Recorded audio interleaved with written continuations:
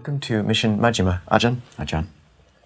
So Ajahn, tell us about Majjhima Nikaya 57, the Kukkuravatika discourse.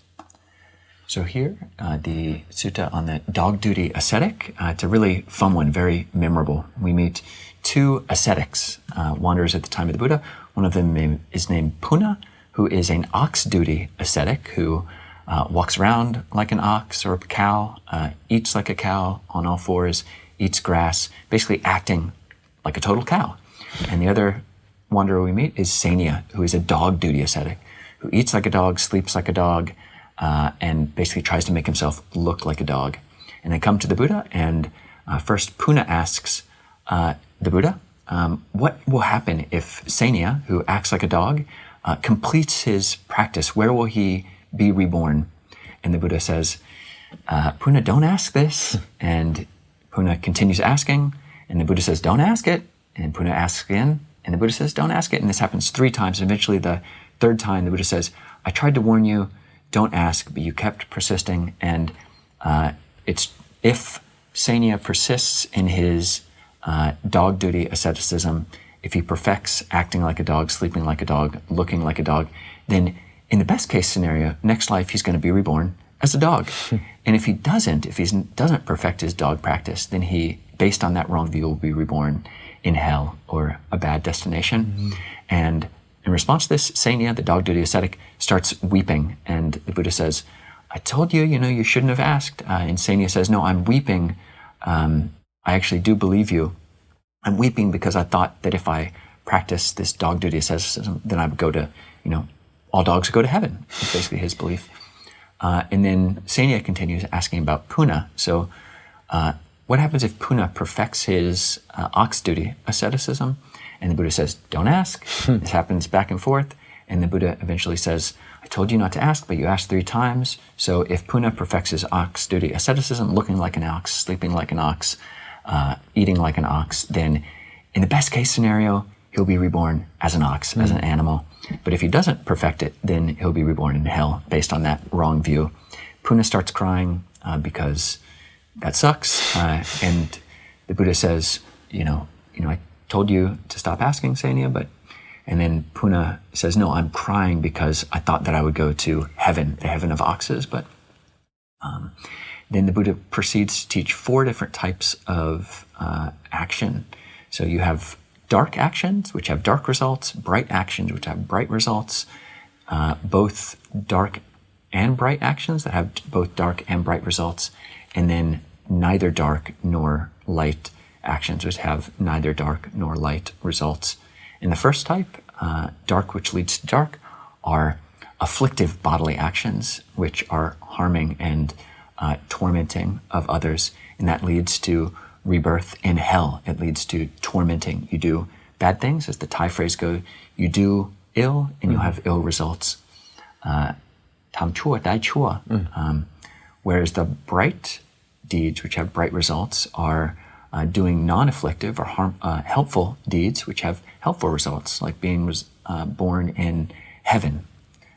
The both dark and bright is how most of us live. We're doing good and bad actions, which have good and bad results, rebirth as a human or some other realms, which are mixed karma. And then the neither bright nor dark actions are actions which are based on the intention to not be doing either dark or bright actions. In another discourse, the Buddha says that this is the actions, the karma of the Eightfold Path, which leads to the end of karma, karma which leads to the end of karma. And both Sania and Puna are very inspired, and Puna becomes a devout layperson, gives up his ox duty asceticism, and Sania gives up his dog duty asceticism and actually asks to go forth.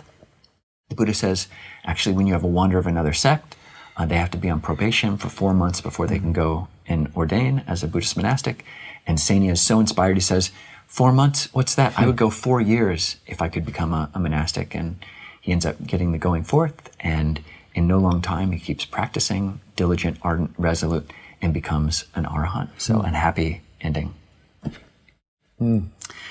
Yeah, so Ajahn, what did you find interesting about this discourse? I think I think we can look down on these silly ascetics from our place of, standing 2,500 years later and think that these practices have no relevance for us. But I think it's really useful to, the justification for the dog duty and ox duty ascetic was they're getting out of the way, their bad karma out of the way. So, kind of getting it, putting it to rest so that they could go on to bright states. And that logic is deep in many of us, even if it doesn't manifest in this exact way. The kind of feeling like, oh, I'm bad, I just need to punish myself for this, I don't deserve this. It's almost just a satire what Seni is doing, eating off the floor. But how many of us basically live, treat ourselves like whipped dogs, this sort of depressive mind state which thinks I need to get out of the way all this badness, I need to punish myself so I'll never do this again. It's a profoundly pervasive and insidious mind state, and I see it in many people. And the Buddha is saying, actually, if you persist in that pattern, your futures will follow that pattern. You'll exist in a dark place. And wholesome remorse is okay, but that kind of self-flagellation, which so many moderns are tied by, is not helpful. So we're not that different. And I'd say the other thing to point out is these 4 kinds of kama are really a profound list. Bright and dark, we understand well enough in the mix. But to note that neither bright nor dark kama is not neutral kama. It's karma to the ending of kama. It's the karma of the Noble Eightfold Path, transcendent kama. And, first one thing to note there is there's no neutral action. All action is bright or dark or transcendent or the mix. So we either are operating from ignorance or knowledge in every moment. Every moment is a moment for awakening or not awakening, for sleeping, the creation of more suffering, one or the other. Or to accumulation of happiness or suffering. And then the neither bright nor dark, some people wonder, what's the distinction between a normal act of bright karma and karma of the Noble Eightfold Path? And in Majjhima Nikaya 117, it goes into this a little bit. And basically the point being in that sutta that when each factor of the Noble Eightfold Path is circled around by 3 other factors, the Buddha says, right view, in that one knows, for example, right mindfulness is right mindfulness and wrong mindfulness is wrong mindfulness. Right effort, one makes an effort to take on right mindfulness and abandon wrong mindfulness. And right mindfulness, actually, even before the right effort, where one is mindful of right mindfulness and mindful of wrong mindfulness. So right view, noting the difference, right mindfulness, being aware of it, and right effort, making the effort to abandon one and cultivate the other. And he says each factor of the Noble Eightfold Path is circled around by these 3 factors: right view, right mindfulness, and right effort. And Ajahn Jeff has said that those 3 together are yoniso manasikara, appropriate attention. So any action touched and circled and framed by appropriate attention, yoniso manasikara, can become neither dark nor bright kama, can become transcendent kama. And Bhante Gunaratana also says one takes on intention with the thought, may I abandon the defilements and develop towards nibbana. So giving can just be giving, thinking you'll give something back to me, that's just bright karma. But if I'm giving with the thought, may I relinquish the self, may I progress on the path, may this calm the mind so I can achieve deeper wisdom, that's transcendent kama framed by yoniso manasikara. So, Ajahn, what else would you draw out of this discourse? There are a couple of related suttas in the Samyutta Nikaya. 1-2, Talaputta the actor.